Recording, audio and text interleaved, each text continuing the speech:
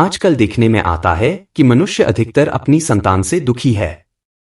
बच्चे अपने माता पिता की आज्ञा का पालन नहीं करते। उनके सामने उल्टे सीधे जवाब करते हैं तथा अपनी मनमानी करते हैं और बड़े होने पर तो वह अपने माता पिता को भार मानने लगते हैं। कुछ तो अपने माता पिता को बुढ़ापे में घर से ही निकाल देते हैं। हमारी भारतीय संस्कृति तो यह रही है जिसमें मातृदेवो भव पितृदेवो भव कहकर माता पिता को देवता का स्वरूप माना जाता था, और जहां श्रवण कुमार जैसा पितृभक्त अपने बूढ़े माता पिता की सेवा से आज तक जाने जाते हैं। जहां पहले माता पिता के इशारों पर बच्चे चलाते थे, वहां आज हालत बिल्कुल विपरीत है। आजकल माता पिता अपनी संतान से कितनी दुखी है, यह बात किसी से छिपी नहीं है। इसका कारण जो हमारी समझ में आया है वह यह है कि पहले परिवार समूह में रहते थे, वे सब एक दूसरे के प्रति प्रेम भाव रखते थे, बड़ों का सम्मान करते थे, ब्रह्मचर्य का पालन करते थे, जिससे वह सब गुण व संस्कार बच्चे में अपने आप ही आ जाते थे। लेकिन आजकल पति पत्नी पारिवारिक समूह में रहना ही नहीं चाहते, अपने माता पिता को घर में रखना नहीं चाहते, और यहां तक कि कई जगह तो पति पत्नी भी आपस में झगड़ते रहते हैं। ऐसी स्थिति में जो संतान आएगी उससे सुख की आशा कैसे की जा सकती है।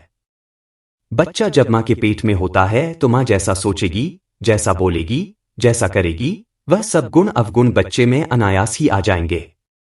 जैसे अगर मां टीवी देखती है तो टीवी में अगर वह भाई वाले नज़ारे देखेगी तो बच्चा डरपोक पैदा होगा।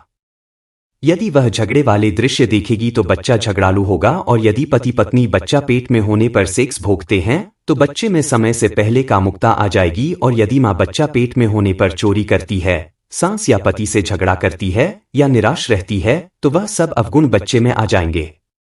यानी मां जो करेगी वह सब बच्चे में आ जाएंगे, जिसका उसे ज्ञान नहीं होता, और जब बच्चा बड़ा होता है तो उसे पेट में जो संस्कार लिए है वैसा करने पर वह मजबूर होगा। माता पिता अपनी पहले वाली हालत को भूल जाते हैं और बच्चों के वैसा करने पर दुखी होते हैं। दूसरा, पति पत्नी जो आपसी स्वाद में अनचाही संतान पैदा करते हैं, वह संतान उन्हें कभी सुख नहीं दे सकती। कुछ माता पिता बच्चा चाहते नहीं है और फिर वह संतान आ जाती है तो वह बच्चा उन्हें दुख तकलीफ देने वाला ही होगा। इसलिए इस बच्चे को यदि बच्चे के विचार से पैदा किया जाए, यानी संतान की इच्छा की जाए और गर्भ में बच्चा होने पर कुछ परहेज किया जाए, तो उसे संतान से माता पिता को कभी शिकायत नहीं होगी और बच्चा सुख देने वाला होगा। मैंने माताओं को ज्ञान देकर ऐसी संतान उत्पन्न करवाई है जिसे माता पिता को कोई शिकायत नहीं है। इसके बारे में मैं सुखी जीवन का रहस्य नामक पुस्तक लिखी है, अतः अधिक जानकारी के लिए इसे मंगवाएं। आज विज्ञान ने हर क्षेत्र में बड़ी तरक्की की है। किसानों के लिए तरह तरह की बीजों का आविष्कार किया है जिसे अधिक से अधिक फसल तैयार की जा सके।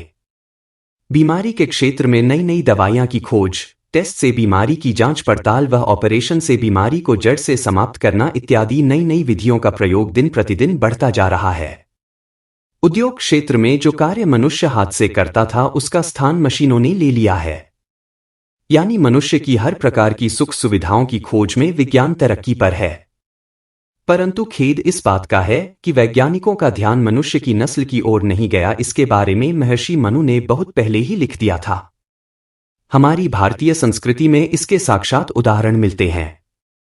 एक तो महाभारत का उदाहरण सभी जानते हैं कि किस तरह अभिमन्यु ने अपनी मां के गर्भ में ही वह ज्ञान प्राप्त कर लिया था जिसे उसने युद्ध के क्षेत्र में कर दिखाया था। दूसरा उदाहरण मुसलमानों के युग का है, जब हुमायूं बादशाह पर विपत्ति आई और वह अपनी बेगम के साथ जंगल में था, तो उसमें हुमायूं की बेगम हाथ से जमीन पर नक्शा बनाने लगी और बादशाह की पूछने पर कि बेगम यह क्या कर रही हो, तो उसने उत्तर दिया कि अपने आने वाली संतान के लिए नक्शा बना रही हूं। वह इतने बड़े साम्राज्य का अधिकारी होगा। उसमें आने पर अकबर बादशाह ने इतने बड़े साम्राज्य पर राज किया। आज भी माताएं इस नियम का पालन कर अपने लिए वह समाज के लिए योग्य संतान ला सकती है। अतः यदि इस संतान उत्पत्ति पर समय रहते ध्यान दिया जाए तो भावी संतान ऐसी आ सकती है जो समाज व देश का सुधार कर सकती है। फिर उन्हें अधिक सुधारने की जरूरत नहीं रहेगी। यह बदलाव बीज रूप से ही किया जा सकता है। माताओं को इस ज्ञान की सबसे अधिक आवश्यकता है। राष्ट्र का निर्माण माताएं करती है, न कि नेता। हम जैसे महात्मा या नेता देश का सुधार नहीं कर सकते हैं। अगर घर का, समाज का व देश का सुधार करना है तो इस ज्ञान से योग्य संतान का लाना आवश्यक है, क्योंकि इस बीज व नस्ल के बदलने से ही भावी पीढ़ी सुखी हो सकती है, ऐसा मेरा अनुभव है। अधिक जानकारी के लिए हमारे चैनल को सब्सक्राइब करें और शेयर करें।